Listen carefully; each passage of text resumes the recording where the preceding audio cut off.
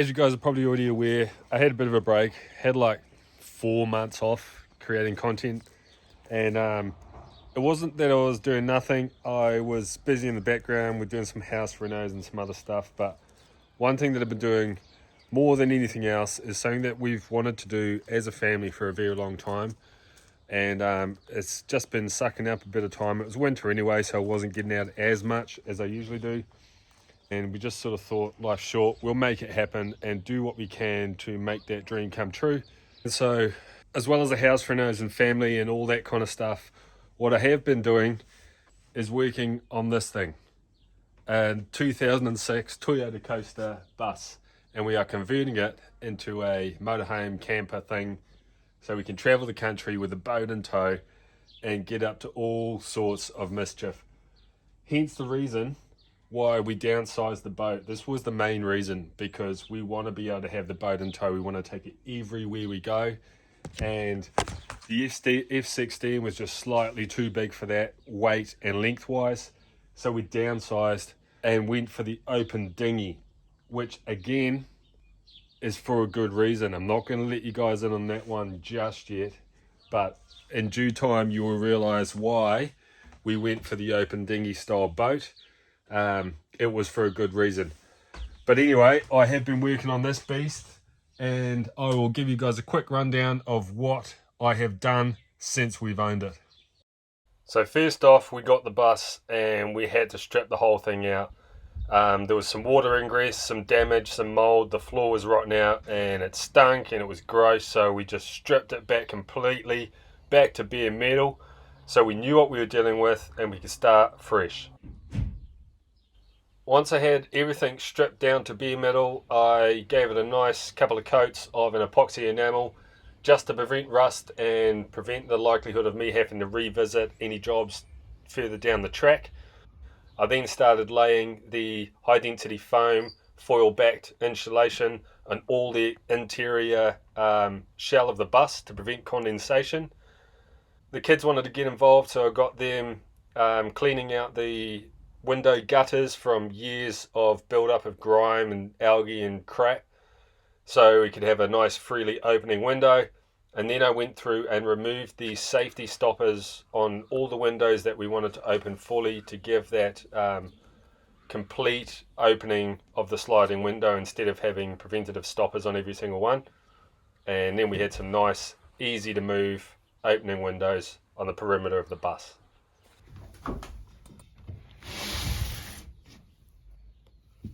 All from this. After that job, we started on the floor replacement.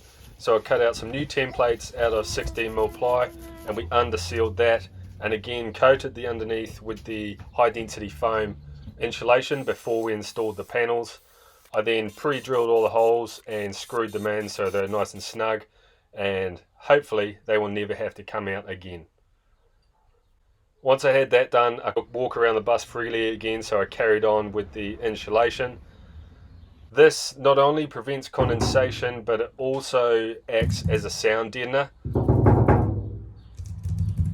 Alright, next piece of the puzzle. I'm going to rip all the seats out, all the lining, all the aircon, and just go back to bare metal and check everything's all good, clean everything and put it all back in.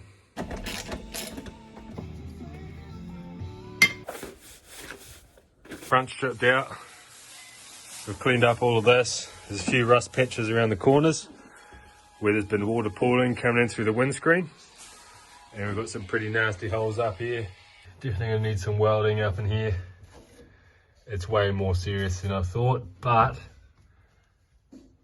it is why I got the bus so cheap. But we've got to get the dash out, see how far it spreads. In. While the kids were busy on the dashboard, I was on the outside removing the windscreen to treat the rust and put it back in and start fresh. These coasters are known to rust around the windscreen, so I wanted to get onto it fast, sooner rather than later. When I bought the bus, I knew there was some rust in it. I didn't quite realise how bad it was, but I took the gamble, and it was why I got the bus so cheap. I then ground it back to bare metal so I could prep and treat all the rust before installing the new windscreen. So we're just gonna etch it with some acid. That'll kill the rust and etch the steel ready for priming.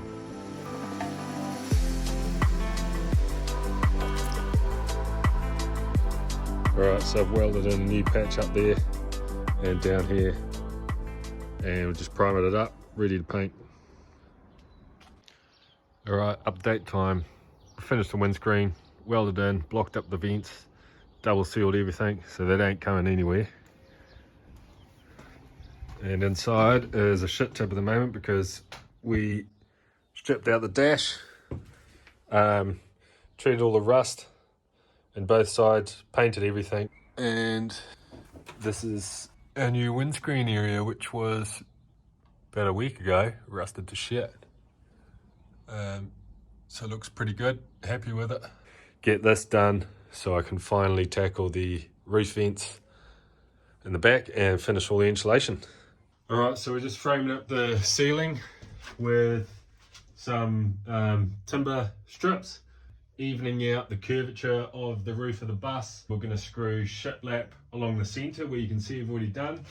On the sides in here behind the overhead cupboards, it's going to be sort of 3mm ply behind that just to save a bit of weight and because you're not going to see it anyway. So what I've got to do is even out the curvature of the side of the bus, and you can see these here, these screws are protruding out and stopping that nice curvature. So what I'm doing is I'm undoing these one at a time so you don't get too much warpage, and replacing them with these little Allen key headed bolts. That's just going to reduce the profile of the nut sticking out and help me get a better curvature on the corners of the bus. So I'm just going through one at a time and replacing the bolts with these with a bit of Loctite on it and doing it up real tight because these are structural ribs.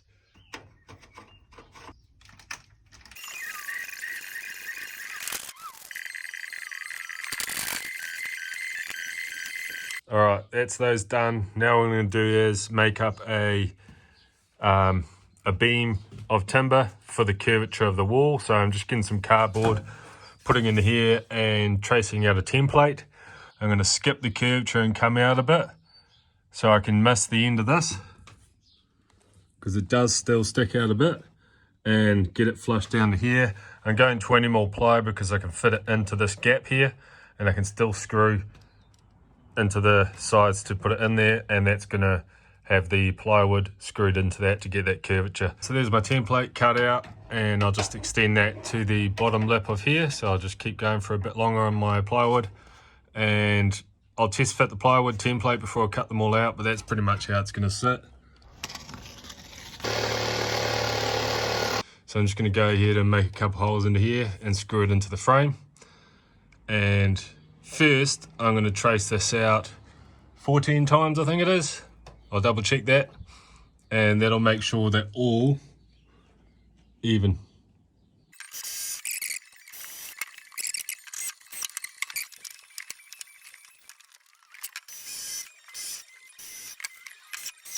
Now I'm just going to grab a level and just see how it looks.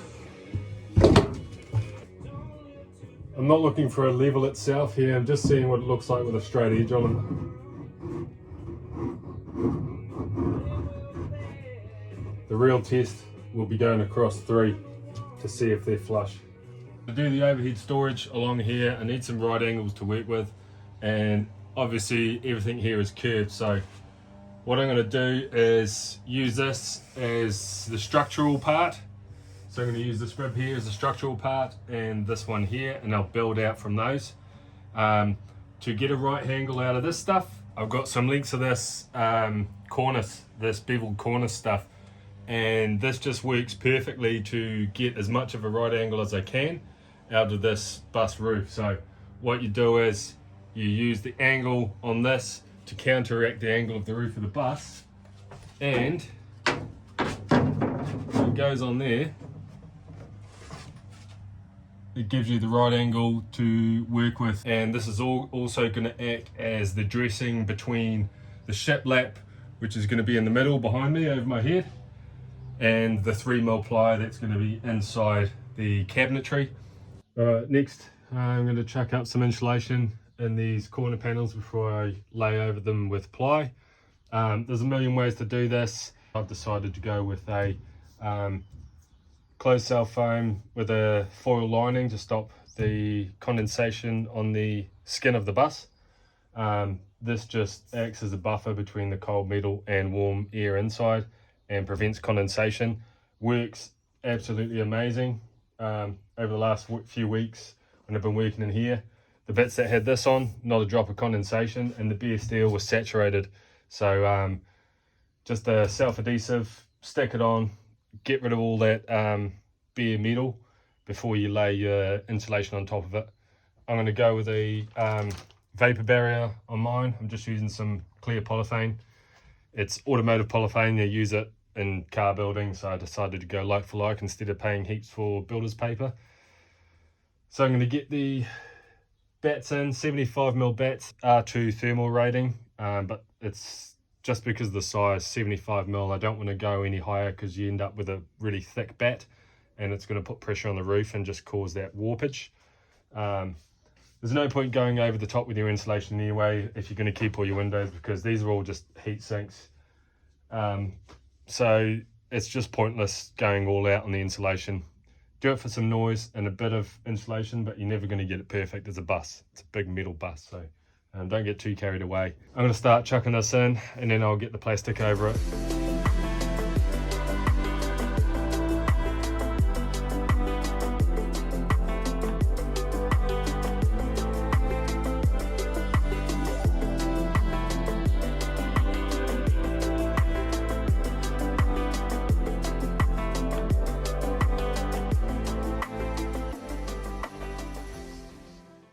Next job is to get this clear polythene and lay it over that insulation. It's going to act as a vapor barrier, but it's also going to keep it up and stop any fiberglass eventually making its way into the bus.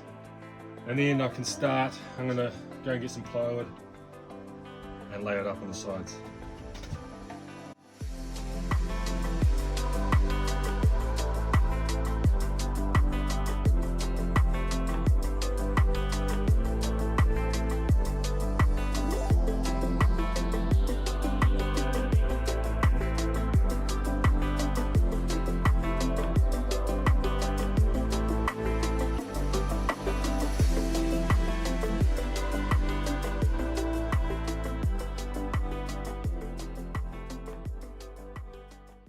Alright, there we have it. We've got all our vapor barrier up, insulation behind it.